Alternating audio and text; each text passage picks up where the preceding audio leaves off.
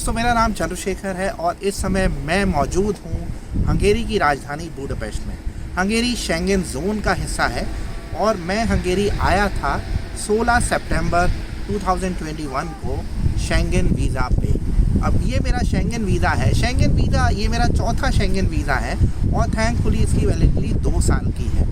अब देखिए, जो शेंगेन वीज़ा है इसके साथ सबसे बड़ा एडवांटेज ये है कि आप 26 शेंगेन कंट्रीज़ में विज़िट कर सकते हैं एक शेंगेन वीज़ा के साथ। कोई भी कंट्री जो शेंगेन जोन का हिस्सा है वो जो वीज़ा इशू करती है, जिसे हम सी वीज़ा भी बोलते हैं, वो शेंगेन वीज़ा होता है। अब शेंगेन वीज़ा सिंगल एंट्री हो सकता है, डबल एंट्री हो सकता है और मल्टीपल एंट्री हो सकता है। अब देखिए, हमारे से अक्सर शेंगेन वीज़ा के बारे में बहुत सारे क्वेश्चंस पूछे जाते हैं कमेंट्स में, मुझे व्हाट्सएप पे फ़ोन कॉल्स आते हैं, मैसेजेस आते हैं। तो आज के वीडियो का पर्पज़ है आपके शेंगेन वीज़ा रिलेटेड क्वेश्चंस का आंसर करना। अब देखिए, इस वीडियो में मैं क्या क्या आपको बताने वाला हूँ ये मैं थोड़ा सा आपको बता देता हूँ। मैं इसमें बात करूँगा कि शेंगेन वीज़ा होता क्या है, आप कहाँ से अप्लाई करेंगे शेंगेन वीज़ा के लिए, फ़ीस कितनी है, और अगर कोई बच्चा है जिसकी उम्र 6 साल से कम है तो उसके लिए फ़ीस कितनी है, आप को शेंगेन वीज़ा कैसे मिलता है, क्या फैक्टर्स हैं जो इम्पॉर्टेंट होते हैं शेंगेन वीज़ा मिलने के लिए।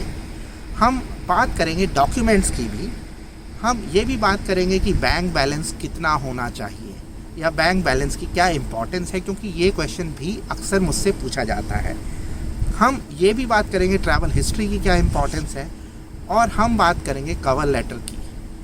मैं और भी जो आपके सवाल हैं शेंगेन वीज़ा के बारे में जो मुझसे अक्सर पूछे जाते हैं, उनके आंसर करने की कोशिश करूंगा इस वीडियो में। तो आप इस वीडियो को लास्ट तक देखना। इससे पहले कि हम आगे बढ़े, मैं आपसे रिक्वेस्ट करूंगा कि आप हमारे YouTube चैनल को सब्सक्राइब कर लीजिए, क्योंकि मैं जो भी आपको बताता हूँ ये मेरे पर्सनल एक्सपीरियंस पे और रिसर्च पे आधारित है। मैं पिछले 10 साल में 30 से ज़्यादा कंट्रीज़ की यात्रा कर चुका हूँ। यूरोप में ज़्यादातर कंट्रीज़ में ट्रैवल कर चुका हूँ। तो आप लगातार हमारे YouTube चैनल के वीडियोस के साथ बने रहिए, क्योंकि आपको हमेशा मैं कोशिश करता हूँ अपडेटेड इन्फॉर्मेशन दूँ और वेल रिसर्च्ड इन्फॉर्मेशन दूँ। तो हम आज बात कर रहे हैं शेंगेन वीज़ा की। अब देखिए, जो शेंगेन वीज़ा है वो आप अप्लाई कर सकते हैं VFS से या BLS से या जो भी एजेंसी उस कंट्री ने अपॉइंट की हुई है वीज़ा के लिए। ज़्यादातर शेंगेन कंट्रीज़ का वीज़ा आप VFS के थ्रू अप्लाई कर सकते हैं। स्पेन का BLS के थ्रू है, ग्रीस के लिए एक और एजेंसी है। तो अब वो आपको चेक करना है कि आपको कौन सी एजेंसी के थ्रू शेंगेन वीज़ा अप्लाई करना है। अब ये जो शेंगेन वीज़ा होता है, इसकी मतलब इस पे आप मैक्सिमम उतना रह सकते हैं जितनी वैलिडिटी आपके वीज़ा की होती है। अब कई बारी अगर आप पहली बार जा रहे हैं तो हो सकता है आपको उतने दिन का ही वीज़ा मिले जितने दिन का आपने ट्रैवल प्लान दिया हो। फॉर एग्ज़ाम्पल, मैंने ऐसे केसेस देखे हैं जहाँ पे 7-8 दिन का मिला है और सिंगल या डबल एंट्री मिला है। इनफैक्ट मैंने पहली बार शेंगेन वीज़ा के लिए 2012 में अप्लाई किया था, तो मुझे पहली बार में ही मल्टीपल एंट्री मिल गया था जो 6 महीने वैलिड था और 90 डेज़ में उस पर ट्रैवल कर सकता था। लेकिन ये डिपेंड करता है एम्बेसी पे या जो वीज़ा ऑफिसर है उसके डिस्क्रिप्शन पे। आज की डेट में मैक्सिमम वैलिडिटी एक शेंगेन वीज़ा की 5 साल की हो सकती है। मेरे पास करेंटली 2 साल का है और मुझे इनफैक्ट 5 साल का मिल जाता, लेकिन उस समय मेरे पास बिज़नेस इनवाइट नहीं था। तो आगे जब भी मैं अप्लाई करूँगा मैं कोशिश करूँगा 5 साल का मुझे मिल जाए। अब देखिए, आमतौर पे मैं जैसे बता चुका हूँ कि वो वैलिडिटी 7-8 दिन की भी हो सकती है, 90 दिन की भी हो सकती है। तो इस बारे में कुछ भी कहना थोड़ा सा मुश्किल है। और अब हम बात करते हैं कि शेंगेन वीज़ा मिलेगा, इसके पीछे क्या क्या फैक्टर्स हैं। अब देखिए, जो शेंगेन वीज़ा मिलेगा उस पे के पीछे डिपेंड करता है कि आपका प्रोफाइल कैसा है, आपकी अपनी कंट्री के साथ टाइज कितनी स्ट्रॉन्ग है, आप क्या करते हैं, किस तरीके का काम आप कर रहे हैं, आपकी सोसाइटी में कितनी रिस्पेक्ट है, और आपके जो फिनेंशियल डॉक्यूमेंट्स हैं उसमें क्या कंसिस्टेंसी है। ये सारे फैक्टर्स मैटर करते हैं। ये भी बहुत ज़्यादा मैटर करता है कि आप कहाँ से हैं। मैं आपको एग्जांपल देना चाहूँगा। फॉर एग्जांपल, इंडिया में जो शेंगेन वीज़ा का अप्रूवल रेट है वो पाकिस्तान से ज़्यादा है या बांग्लादेश से ज़्यादा है, लेकिन चाइना में अप्रूवल रेट इंडिया से ज़्यादा है। तो उसके पीछे फैक्टर्स हैं कि उस कंट्री की इकॉनमी कैसी है, क्या वहाँ के लोग जाके वापस आते हैं या नहीं। तो बहुत सारे फैक्टर्स होते हैं। तो इसको हम जल्दी, अब आप जब भी वीज़ा के लिए अप्लाई करें आपको अपनी कंट्री के साथ स्ट्रॉन्ग टाइज डेमोन्स्ट्रेट करनी है, और इन टाइज को डेमोन्स्ट्रेट करने के लिए आप के डॉक्यूमेंट्स देखे जाते हैं। अब हम बात करते हैं फ़ीस की। देखिए, फ़ीस आमतौर पे 11 से 13 हज़ार रुपये होती है।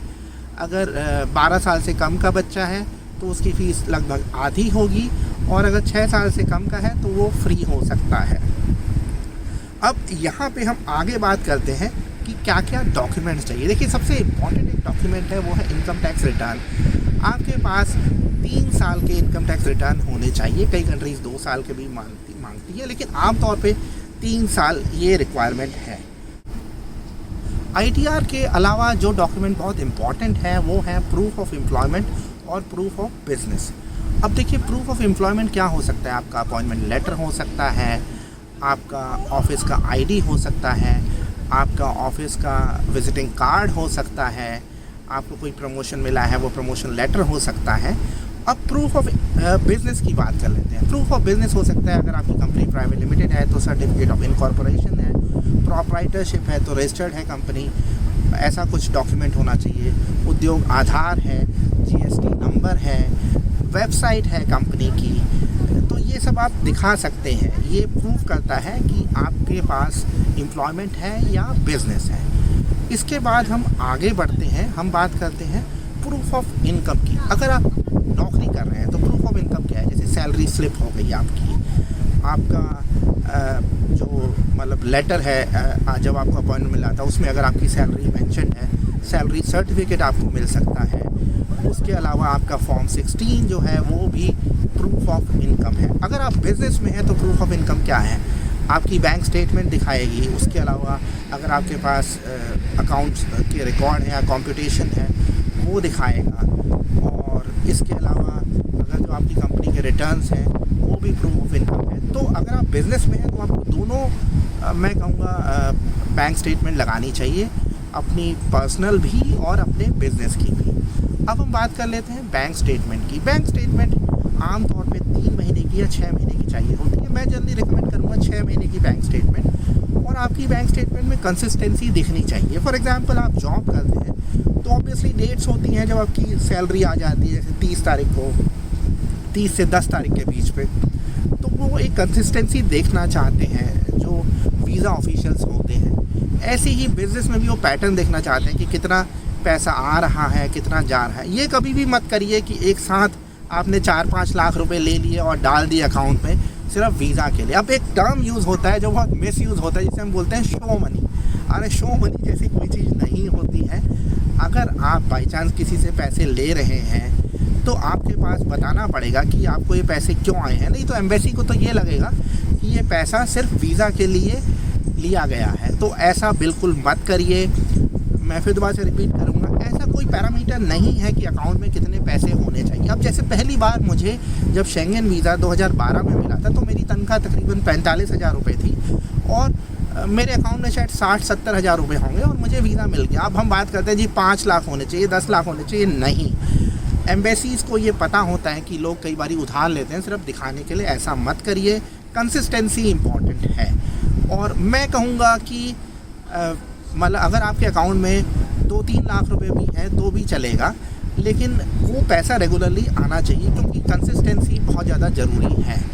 इसके बाद हम बात कर लेते हैं और क्या डॉक्यूमेंट चाहिए। अब देखिए, आपने जो अपने जैसे एम्प्लॉयमेंट प्रूफ है, बिजनेस प्रूफ है, बैंक स्टेटमेंट है, उसके थ्रू प्रूफ किया कि आप क्या करते हैं, आपकी इकोनॉमिक टाइज क्या है अपनी कंट्री के साथ। इसके अलावा मैं रिकमेंड करूँगा, जैसे अगर आपका कोई फिक्स डिपॉजिट है वो दिखाइए, आप म्यूचुअल फंड्स में इन्वेस्ट करते हैं वो दिखा दीजिए, आपका कोई पोस्ट ऑफिस सेविंग है वो दिखा दीजिए, इंश्योरेंस प्रीमियम पे कर रहे हैं वो आप दिखा सकते हैं। प्रॉपर्टी अगर शहर में है, जो प्रॉपर्टी रिकॉर्ड्स अंग्रेज़ी में है वो आप दिखा सकते हैं। मतलब ये ऑप्शन है। इसके अलावा आपको बताना है कि आप क्यों जा रहे हैं, तो एक ट्रैवल प्लान होना चाहिए। ज़रूरी नहीं है कि आप मेंशन करें कि जी मैं पेरिस में एफिल टावर जाऊंगा या इस म्यूज़ियम में जाऊंगा। अगर आप सिटीज़ भी मेंशन कर देंगे उतना काफ़ी है। उसके अलावा एयर टिकट बुकिंग चाहिए। एयर टिकट बुकिंग ज़रूरी नहीं है कि आप एक्चुअल एयर टिकट बुक करवाएं, अगर रिजर्वेशन भी हो तो भी चलेगा। कई एम्बेसीज़ की वेबसाइट पे या VFS की वेबसाइट पे लिखा होता है कि you are not required to buy an actual ticket till you get your visa. इसके बाद हम होटल बुकिंग भी अगेन ज़रूरी नहीं है कि आप पे करें, जैसे एक्सपीडिया पे, booking.com पे, अगोडा पे आप बुकिंग कर सकते हैं बिना पैसा दिए। अब बात कर लेते हैं इंश्योरेंस। इंश्योरेंस हर कंट्री मतलब हर शेंगन कंट्री के लिए चाहिए, तो इंश्योरेंस करवा लीजिए। इंश्योरेंस का प्रीमियम डिपेंड करेगा आपकी एज पे और कितने दिनों के लिए चाहिए। 15-20 दिन के लिए अगर आप ट्रैवल प्लान बना रहे हैं तो आपको 1200-1500 का मिल जाएगा, 900-1000 का भी मिल सकता है। अब हम बात कर लेते हैं कवर लेटर की। देखिए कवर लेटर ज़रूरी भी है और ये आपके ऊपर है, कोई एम्बेसी नहीं कहती है। कुछ कंट्रीज़ ने कहा हुआ है कि आप एक्सप्लेन करिए अपने बारे में, लेकिन कुछ कंट्रीज़ ने कवर लेटर को मैंडेटरी नहीं बोला। उसमें आप एक्सप्लेन करिए कि आपकी क्या सिचुएशन है और कोई चीज़ आपके जो डॉक्यूमेंट्स के थ्रू नहीं डेमोन्स्ट्रेट हो रही है वो आप कवर लेटर में लिख सकते हैं। तो अगर आप इन सब चीज़ों का ध्यान रखेंगे तो आपके शेंगन वीज़ा मिलने की संभावनाएं बढ़ जाएंगी। अगर आपके कोई और सवाल है शेंगन वीज़ाज़ के बारे में तो मैं आपको सजेस्ट करूंगा कि आप कमेंट्स में पूछिए। आप स्क्रीन पे मेरा व्हाट्सएप नंबर देख रहे हैं, उस पर आप मैसेज करिए और आप मेरे साथ एक कंसल्टेंसी सेशन भी बुक कर सकते हैं। आज के वीडियो में इतना ही। Thank you.